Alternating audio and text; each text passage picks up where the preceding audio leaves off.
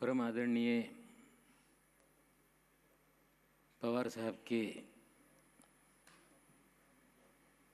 जन्मदिन के उपलक्ष्य में आयोजित किए गए आज के इस कार्यक्रम के आयोजक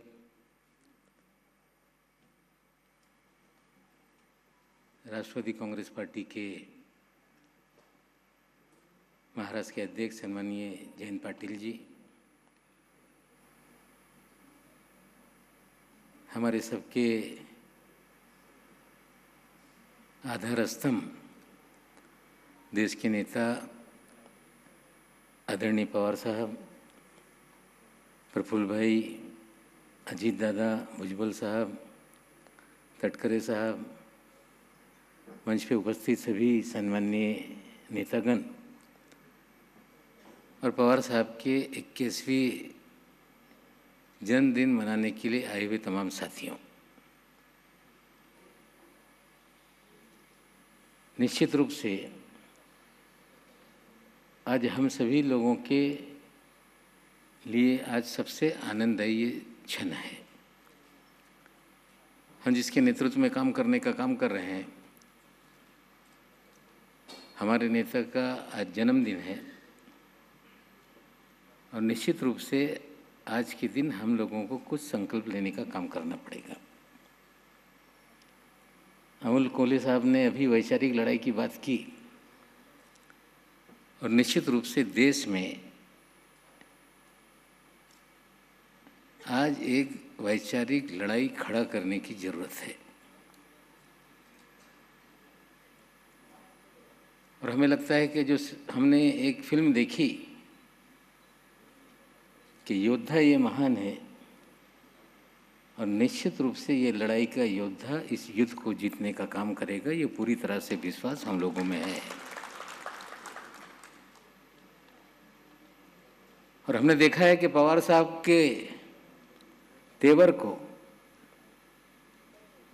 और एक शेर कहना चाहता हूँ पवार साहब कि उसूलों पे आ जाए तो टकराना जरूरी है और जो जिंदा है तो जिंदा नजर आना जरूरी है। और साथियों, मैं आपको कहना चाहता हूं कि जिंदा मछलियां दायरे के विरुद्ध तैरने का काम करती हैं और जो मरे होते हैं वो प्रवाह के साथ बह जाते हैं। और हमारा नेता इस देश में जो वैचारिक संघर्ष चल रहा है, हेगड़ेवार गोलवर के विचारधारा को लेकर, देश में जो समतावादी विचारधारा है, छत्रपति शिवाजी महाराज की विचारधारा, साहू महाराज की विचारधारा, महात्मा ज्योतिबा फुले की विचारधारा, डॉक्टर बाबा साहेब अम्बेडकर की विचारधारा, ये संघर्ष इस देश में खड़ा हो रहा है। कुछ लोगों को लग रहा है कि इस देश के अंदर एक अलग विचारधारा को लेकर इस देश के अंदर पूरी तरह से वे अपने आप को प्रस्थापित कर लेंगे। हमें लगता है कि इस वैचारिक लड़ाई में हमारा ये योद्धा पूरी तरह से जीतेगा और पूरी ताकत से हम उनके साथ खड़ा रहने का काम करेंगे। पवार साहब का आज 81वां जन्मदिन है। देश में बार बार पिछले 7 सालों से सवाल खड़ा किया जाता था कि मोदी के खिलाफ कौन, भारतीय जनता पार्टी का विकल्प क्या होगा। हमें लगता है कि 2 साल पहले जो देश के किसी भी व्यक्ति ने सोचा नहीं होगा, सपना में भी नहीं देखा होगा कि शिवसेना और कांग्रेस पार्टी एक साथ बैठेगी। अगर शिवसेना, कांग्रेस और राष्ट्रवादी कांग्रेस पार्टी की सरकार पवार साहब के नेतृत्व में अगुवाई में इस महाराष्ट्र की धरती पे बन सकती है तो देश में पर्यायी सरकार 2024 में पवार साहब की अगुवाई में बनेगी। हमारे पत्रकार साथी यहाँ पे मौजूद है, बार बार सवाल खड़ा करने का काम करते हैं कि ममता दीदी तो अलग बोल रही है, कांग्रेस के लोग अलग बोल रहे हैं। जब अलग अलग बोलने वाले हों तो कोई व्यक्ति चाहिए जो अलग अलग बोलने वालों को इकट्ठा भी बिठाने का काम करे और हमें पूरा विश्वास है कि सभी को इकट्ठा बिठाने का काम हमारा नेता करने का काम करेगा। कश्मीर में फारूक अब्दुल्ला साहब की पार्टी हो, पंजाब का अकाली दल के नेता हो, दिल्ली के केजरीवाल हो, वामपंथी दल हो, महाराष्ट्र की पार्टियां हो, दक्षिण की पार्टियां हो, अगर कोई भी नेता की बात अगर कोई आज देश में मानने के लिए तैयार है तो हमें लगता है हमारे नेता पवार साहब की बात को सभी मानने का काम करेंगे। पवार साहब का एक व्यक्तिमत ऐसा है, मैं अपना अनुभव कुछ आप लोगों के साथ बांटना चाहता हूँ।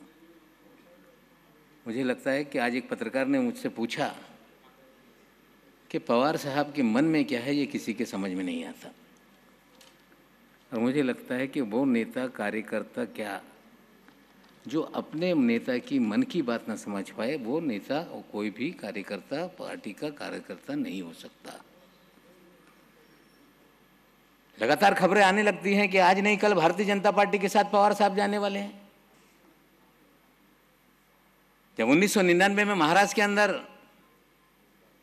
राष्ट्रवादी कांग्रेस पार्टी का गठन हुआ, उसके बाद ये खबरें आने लगी कि पवार साहब देश में उप प्रधानमंत्री बनने वाले हैं और महाराष्ट्र में शिवसेना, भारतीय जनता पार्टी और राष्ट्रवादी कांग्रेस पार्टी की सरकार बनेगी।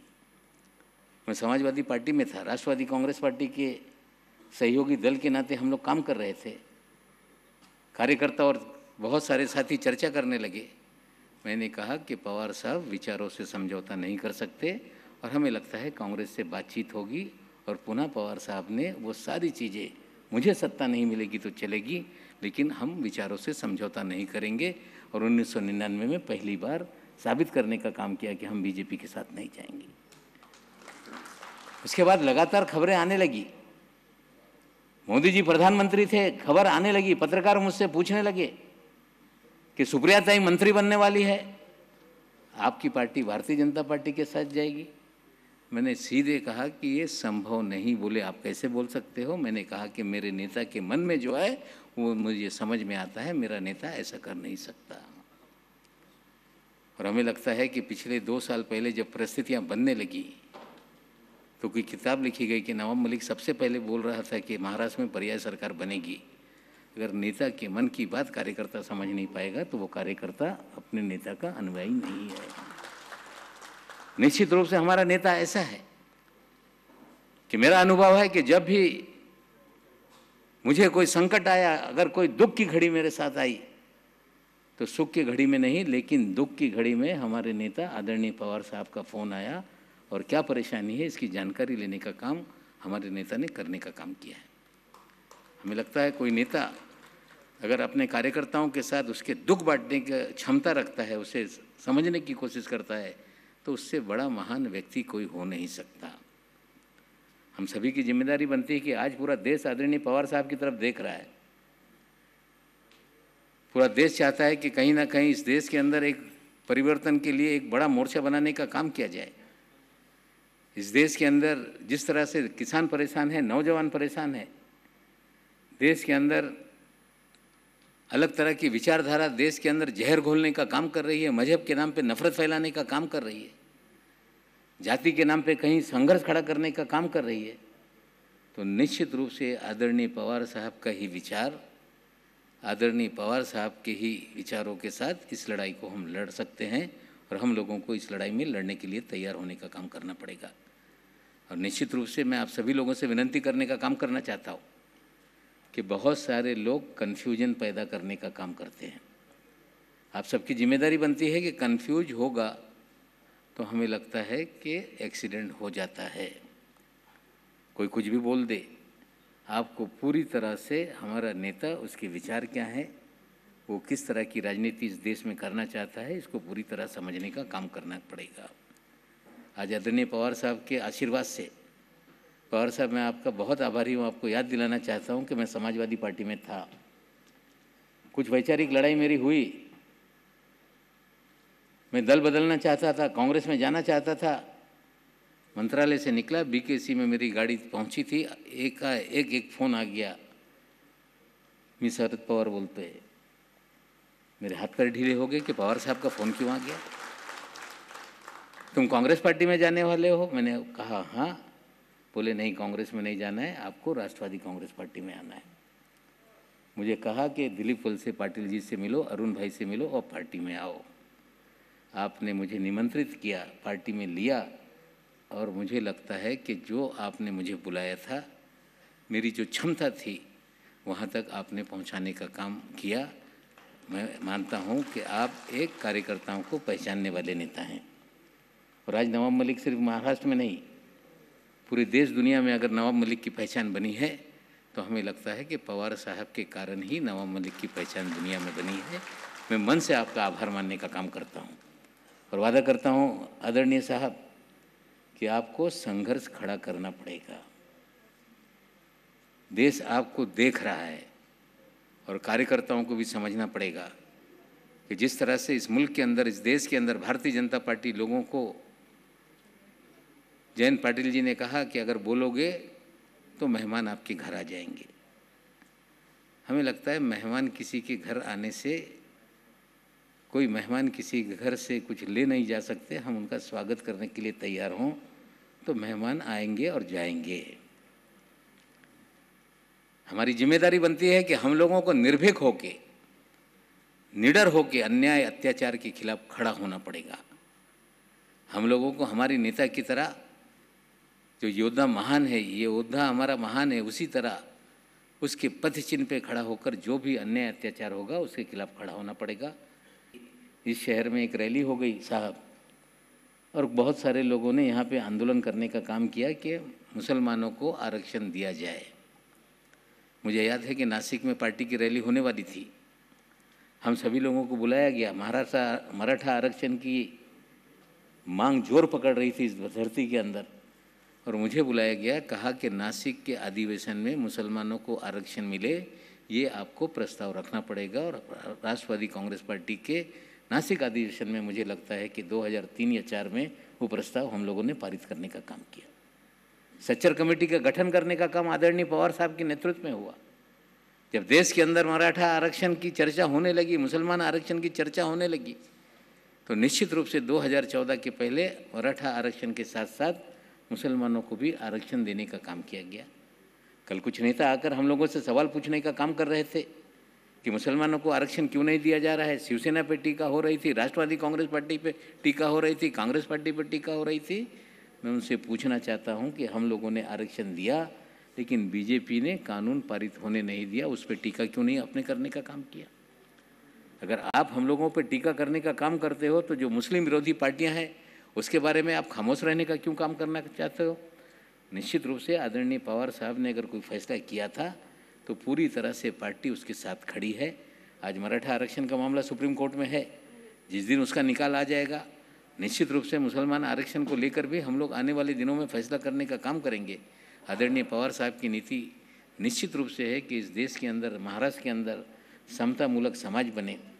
समतामूलक समाज बनाते हुए देश में, महाराष्ट्र में रहने वाले महिला हो, नौजवान हो, पिछड़े हो, शेड्यूल कास्ट हो, शेड्यूल ट्राइब हो, रिलीजियस माइनॉरिटीज़ हो, सबको समान अधिकार मिले, सबका समान विकास हो, इस विचार को लेकर हमारी पार्टी और हम लोग काम करने वाले लोग हैं। हमें लगता है कि बाहर से आने वाले लोगों को महाराष्ट्र में रहने वालों की चिंता काम करनी चाहिए। उन्हें बहुत काम है तो उत्तर प्रदेश में चुनाव है, जाएं वहाँ पे अपना काम करने का काम करें। महाराष्ट्र की जनता आप लोगों को कभी स्वीकारने वाली नहीं। आदरणीय पवार साहब के नेतृत्व में हम सभी लोग खड़े रहेंगे और महाराष्ट्र में लगातार हम जीतने का काम करेंगे। मैं ज़्यादा ना बोल के इतना ही कहना चाहता हूँ कि आज साहब आपका 81वां जन्मदिन है। आप योद्धा हैं, आप सारे चक्रव्यूह तोड़ते हैं, और हम कामना करते हैं ईश्वर से कि आपको और भी लंबी उम्र मिले और आप हम लोगों के मार्गदर्शक बने रहे। इन्हीं चंद शब्दों के साथ अपनी बात खत्म करता हूँ। धन्यवाद। जय हिंद, जय महाराष्ट्र।